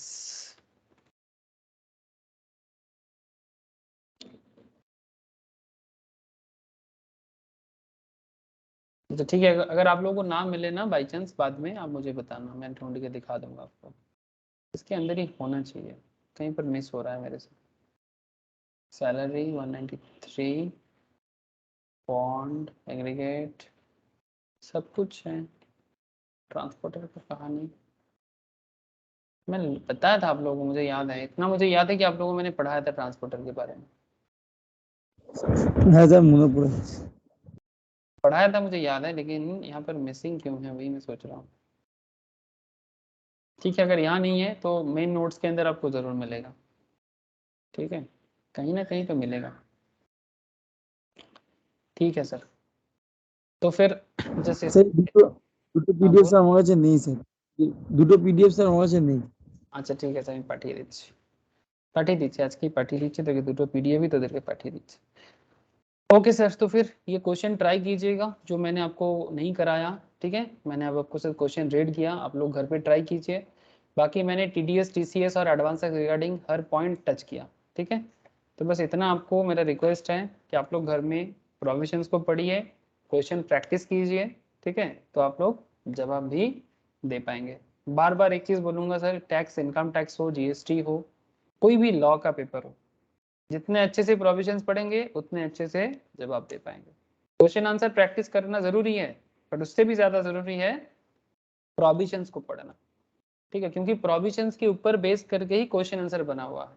सो क्वेश्चन आंसर आप तभी प्रैक्टिस करके आपको अच्छा लगेगा जब आपने प्रोविजंस रीड किया हो, ठीक है, अदरवाइज सिर्फ क्वेश्चन आंसर रटने जैसा हो जाएगा, तो ये गलती ना करे सर, ठीक है। बहुत लोग एंड मोमेंट में प्रिपरेशन करते हैं और सोचते हैं कि मैं क्वेश्चन आंसर करके चला जाऊंगा तो शायद अच्छा होगा, बट ये गलत हो जाता है सर, ठीक है। तो बस इतना मेरा रिक्वेस्ट है आप सबसे कि बहुत ही डिटेल से हर एक चीज़ पढ़ाने का कोशिश करता हूँ। बस आपको एक ही रिक्वेस्ट है कि आप प्रोविजंस को घर में पढ़े, जो पढ़ाया जाता है उसको भी पढ़े, जो पॉइंट अगर बाई चांस किसी कारण से टच नहीं हो पाता है उसे भी पढ़े, डाउट हो तो पूछे, ठीक है, और फिर क्वेश्चन आंसर प्रैक्टिस करें, ठीक है। ठीक है सर, आज इतना ही है। कल मैं आपको रिटर्न फाइलिंग के बारे में बात करूंगा, तो इनकम टैक्स कंप्लीट हो जाएगा फिर, ठीक है। फिर जिनको बेसिक से फिर से रिवाइज करना है वो कर सकता है, या फिर मैं सारा का सारा लेक्चर शेयर कर दूंगा, आप घर पे बैठे बैठे इनकम टैक्स पढ़ते रहिएगा। ओके सर, ठीक है, चलो सर, फिर टाटा बाय। রাখছি দাদা। Okay Roshni, bye sir. Bye sir.